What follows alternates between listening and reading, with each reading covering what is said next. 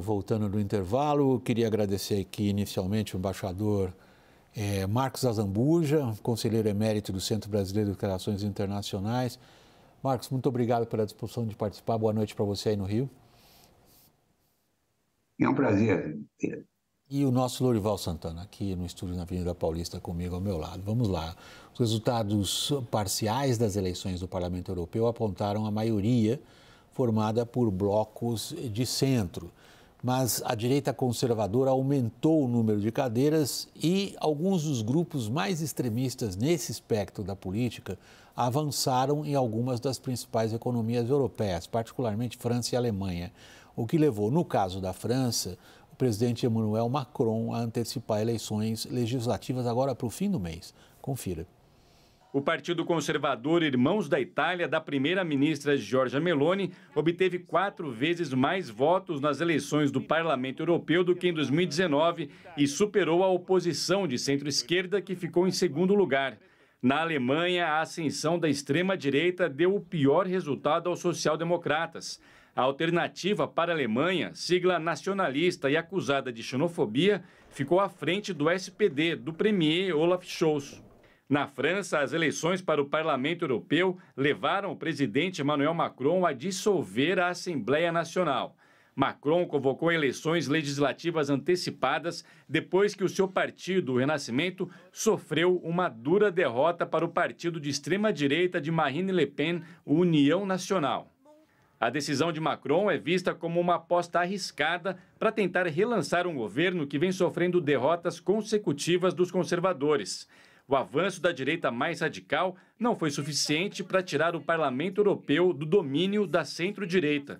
O grupo de Ursula von der Leyen foi o mais vitorioso, conquistando um número ainda maior de cadeiras. Ao lado dos socialistas da centro-esquerda e dos liberais, deve ter uma base de apoio de mais de 400 assentos, a maioria dos 720 no parlamento. O desafio da atual presidente da Comissão Europeia, que busca a reeleição, é conseguir dialogar com os partidos de extrema-direita que avançaram e devem chegar a 1/4 do Parlamento Europeu. Resultado que reflete o descontentamento de milhões de eleitores com as políticas da União Europeia. Para eles, a Agenda Verde, que provocou protestos por quase todo o continente, foi longe demais.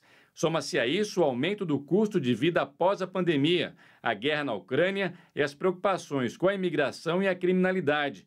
Fatores que levaram parte do eleitorado a apostar em partidos linha dura e nacionalistas.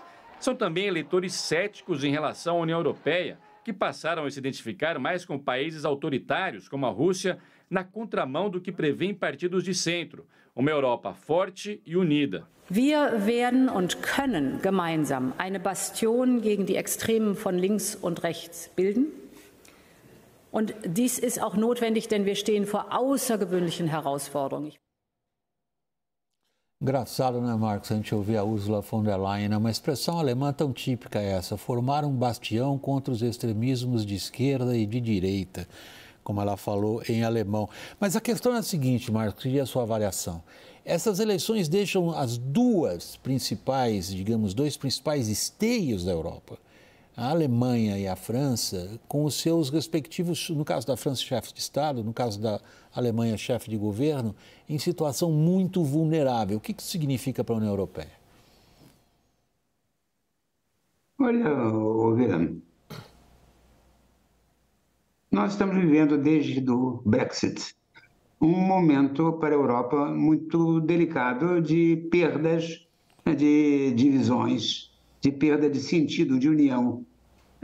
Eu tive uma impressão disso muito clara nessas cerimônias em Omaha Beach, pela desembarque, que me deram a ideia clara de como, depois de uma vitória que parecia ter unificado os vencedores contra a guerra hitlerista e fascista, que a Rússia estivesse sendo o alvo mais do que a antiga Alemanha. Quer dizer, era delicado assistir aquilo. E depois que a Inglaterra saiu, a economia europeia não conseguiu ainda encontrar aquela mesma energia, aquele mesmo sentido de progresso. De modo que eu estou preocupado, que eu acho que o Ocidente teve um engano muito sério. Ele achou que ao derrotar no fim da Guerra Fria, de maneira tão extraordinária, a União Soviética, mostrando que o regime de unipartidarismo autoritário, controle da economia pelo Estado não funcionava, eles achavam que ao derrotar a União Soviética, a Rússia tinha acabado. E o que nós estamos vivendo é que é um ressurgimento, um renascimento russo, e com isso uma série de problemas. Portanto, a Europa está vivendo uma espécie de insatisfação causada, vocês disseram agora aí, imigração imensa, dois conflitos que afetam ela, o da Ucrânia, evidentemente, o de Israel também, porque como Israel não teve um espaço na área geográfica que ocupa, Israel atua como um país europeu, vai aos encontros europeus, então são dois conflitos.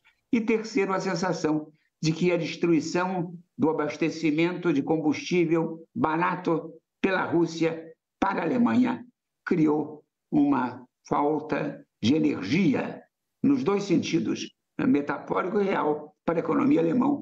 Portanto, a Europa está sem um motor, e o motor era antes a Alemanha, que agora não está cumprindo essa função. Portanto, nós estamos vendo um momento de insatisfação. A Martine Le Pen, a família dela há 50 anos procurando encontrar espaço. Quer dizer, é uma velha história que ganha forma. Eu tenho medo de que essas antecipações de eleições, o primeiro-ministro inglês antecipando a sua, o Macron a dele, não sejam mais sinais de fraqueza do que apostas em cavalos vitoriosos. De modo que eu estou achando que a Europa, depois de décadas de um extraordinário crescimento, está vivendo um mau momento. Lorival, vamos puxar agora nosso olhar para a questão específica dos resultados dessas eleições. Elas demonstram aquilo que conversávamos aqui na semana passada, um crescimento confirmado agora do que as pesquisas diziam, de vários grupos políticos que estão ali realmente na franja do espectro político. Na prática, que peso isso terá, por exemplo, na reeleição de Ursula von der Leyen, na capacidade dela de liderar um bloco centrista? Bem, ela continua predominando, né, o grupo dela. Pelas minhas contas aqui, pelos dados preliminares, são 453 deputados, é uma maioria muito robusta em um parlamento de 720 cadeiras. O crescimento foi muito forte, mas a extrema-direita, com seus dois blocos, soma 131 cadeiras. Os conservadores reformistas europeus e a Identidade e Democracia. Você tem a esquerda com 36 cadeiras e outras 100 cadeiras que vão para grupos que ficam dispersos ou independentes, ali, deputados independentes. Então, é muito forte ainda o predomínio dos moderados, que inclui socialistas, democratas, liberais e verdes, né? Mas é um wake-up call, né? É um recado bastante forte, considerando o que a extrema-direita representa, né? Nós estamos falando do nazismo, do fascismo, do racismo, da xenofobia, de um movimento que é contrário à Europa, né? Então, e que é profundamente populista. Então, tudo isso para a Europa é bastante grave. E vem de um movimento que, de fato, como diz o Marx, começa no Brexit, passa pela pandemia. O Brexit ele entrou em vigor um mês e meio antes, quando a pandemia estava surgindo, em janeiro de 20, né? E aí a pandemia, ela traz todo o trauma da pandemia e traz um descompasso entre oferta e demanda que leva ao aumento do custo de vida. Isso reforça os sentimentos anti-imigração, vem a guerra, a invasão da Ucrânia pela Rússia, que traz um choque de oferta de gás e petróleo da Rússia, que abastecia 1/3 da energia da Europa. Então, tudo isso faz com que dá espaço, dá oxigênio para as forças radicais. Bom, eu deixei o Caio e o Daniel um pouco na espera, a gente vai para o break, na volta vamos ver o que essa expansão de partidos de direita diz para nós aqui no Brasil também. A gente já volta, pessoal, até já.